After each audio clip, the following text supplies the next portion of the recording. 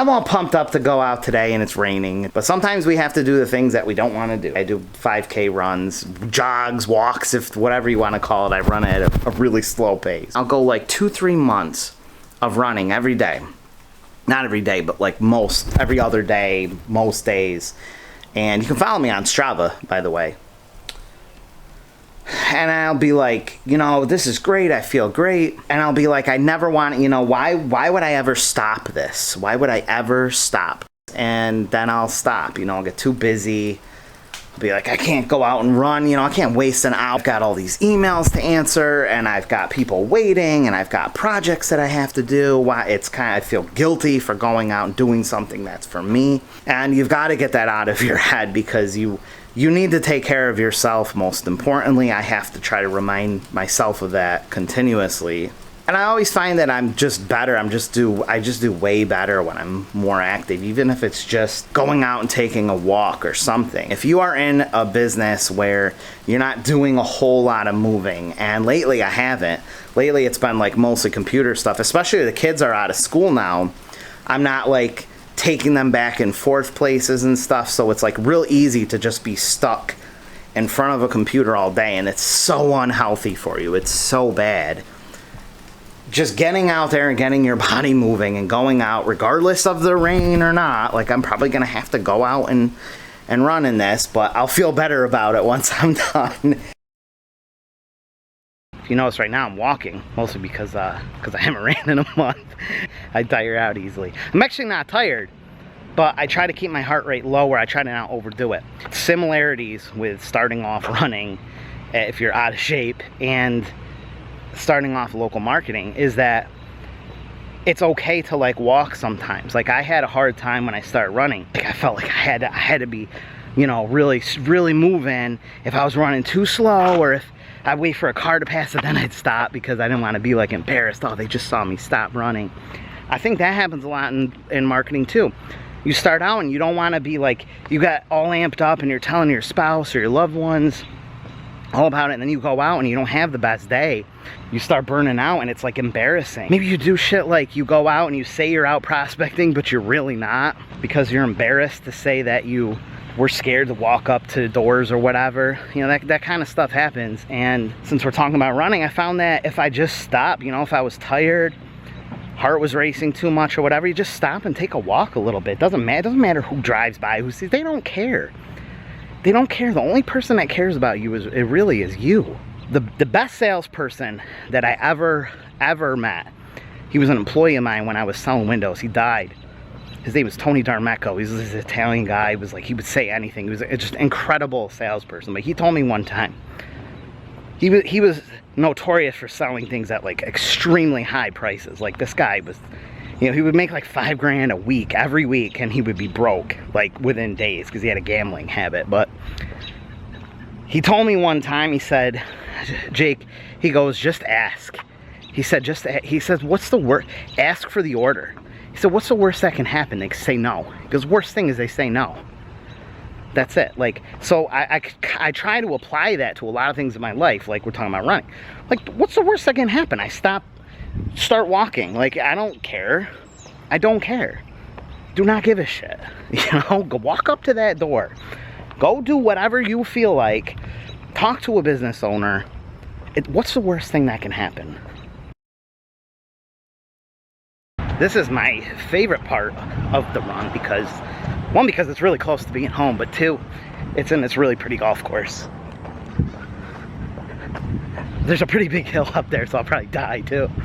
Another thing that I thought of is that sometimes with running, sometimes you feel like you're so fast. Sometimes you're like super fast, and you can't really explain it. Sometimes you just run faster.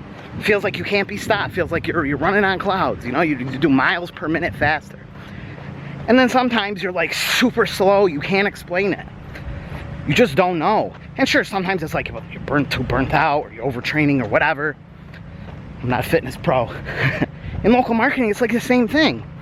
Sometimes you go out and you sell everyone. You don't know. Sometimes you go out and you can't sell anyone. You're doing everything right. Sometimes you're super consistent. You're prepared. You had the right answers, and you still couldn't sell people. It's like flipping a quarter. If you flip a quarter 10 times, it's not gonna come up heads 5 times. It might come up heads 8 times. You might go to 10 business owners and they all say no. And you feel like shit. And you give up. But then someone else might go to 10 business owners and sell them all. Like, you can't, it's only over time that you can really start to see that consistency. Oh, that hill is a tough one for me. But it feels so good. So that's why I like 9x12 cards, because you don't have to go to a lot of business owners to get a yes. Even if you really suck, 1 out of every 5 is gonna say yes. Like, it's pretty much guaranteed.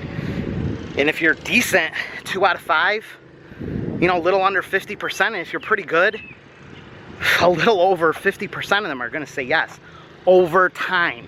I've seen this happen where, wait, let me find a nicer spot. I've seen this happen, and it really sucks.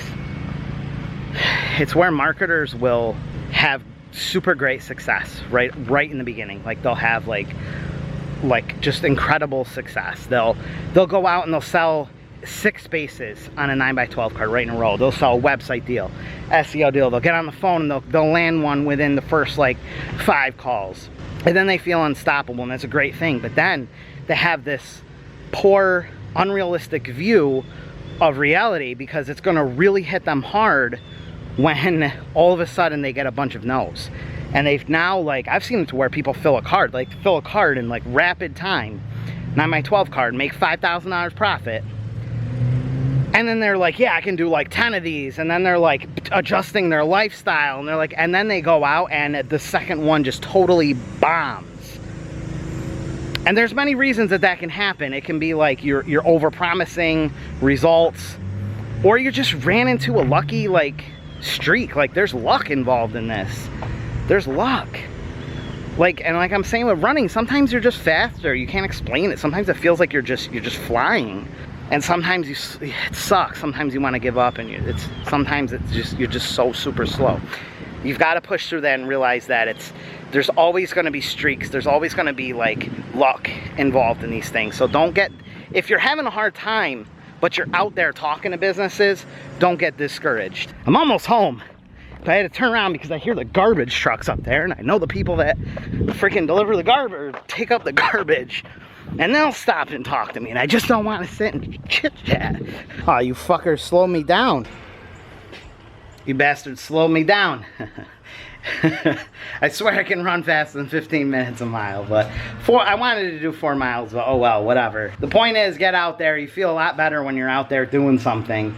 And no matter what, you know, I always tell myself, as long as I went out there and did it, run 3 miles, it's 3 miles more than someone on the couch did. If you're a local marketer, go talk to a business owner. Go talk to someone. Go, even if you're just out shopping or you're like at the dentist, like talk to the dentist. Tell them what you do. Make some kind of effort. Just something. I can't find you.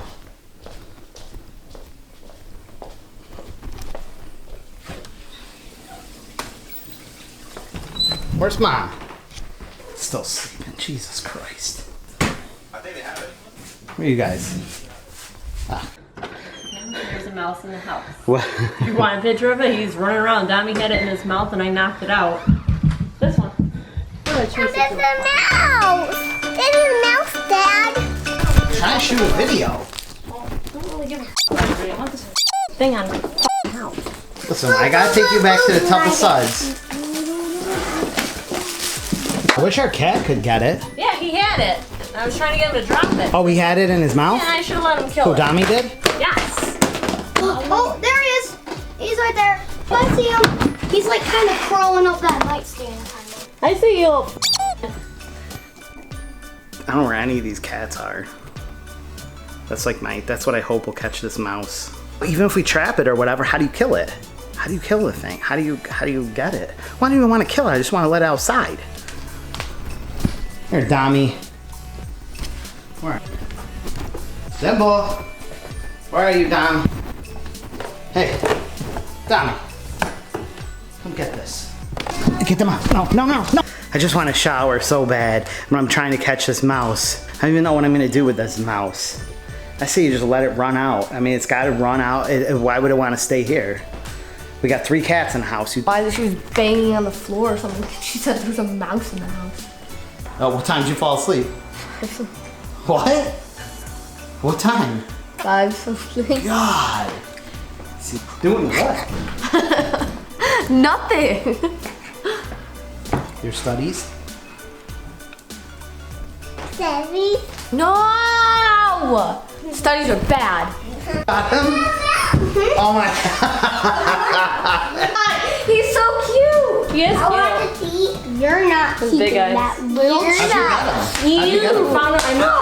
Found it one more time. We saw him behind the dresser. So cute. I want to play drums. He is the way I didn't see him. Daddy. Well, how am I supposed to take care of a mouse?